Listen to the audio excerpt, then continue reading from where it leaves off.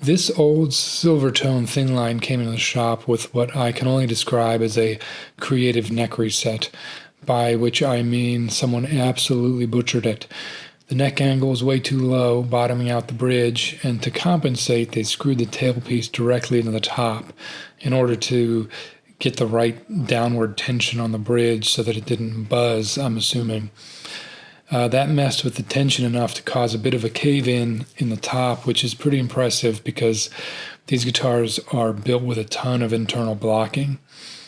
I've seen some questionable repair work in my time, but this was one of the jobs where you can tell the person really just didn't understand the forces that are on a guitar and sort of why things are the way that they are.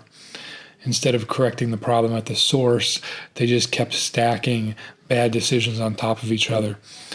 So now, for those who don't know, these Silvertone Thinlines were sold through Sears back in the day, made by Harmony in Chicago. They were budget guitars, but they were built surprisingly well. Laminated maple bodies, simple construction, and these really funky microphonic pickups that have a raw garage band kind of charm to them. A lot of people overlooked them when they were new, but over the years, players started to realize they had this really unique voice. And so there's kind of this little cult of collectors for these guitars, especially in like the blues and lo-fi rock. These are really interesting sounding guitars. They're not high-end instruments, but they've got a lot of character, and it's not like something you can fake. You don't buy one of these because you want a pristine, surgically precise instrument. You buy one because it's got mojo, man. Now, I hesitated to drive into this next set because whoever did the last one obviously didn't know a lot, and I could tell that they used a lot of Bondo as filler, and that's always a red flag because it tells me that the person doing the work wasn't thinking about proper adhesives. And so there's always a real concern there that the neck had been epoxied in place. And that is a nightmare. So I was hesitant, but I talked it over with the client. We decided to try it anyway. And, it wasn't that bad, actually. Once I got through the Bondo, the rest of it, I think, was just kind of standard wood glue. So I built up a ramp under the tongue extension. I reconstructed the mortise and tenon and got the neck set correctly this time. So no weird angles, just solid and stable. And that meant that the bridge had vertical adjustability again, and was at the proper height off the top. This meant I could correct the tailpiece and make that floating again. And I filled in the holes and hid them. It's always amazing to me how people will go to such extreme lengths to fix something that's wrong instead of just doing the thing right in the first place.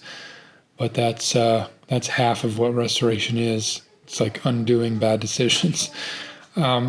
Since we were already deep into it, I decided to do a full fret job, replace the bone nut, or replace the nut with a bone nut.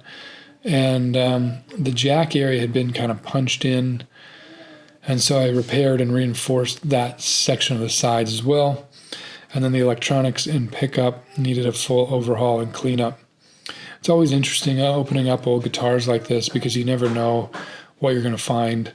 I think it's really neat to see the work of people who are probably no longer around and just check out all the maker's marks and the way that they did things. At the end of the day, this guitar turned out to be really fun and a quirky guitar.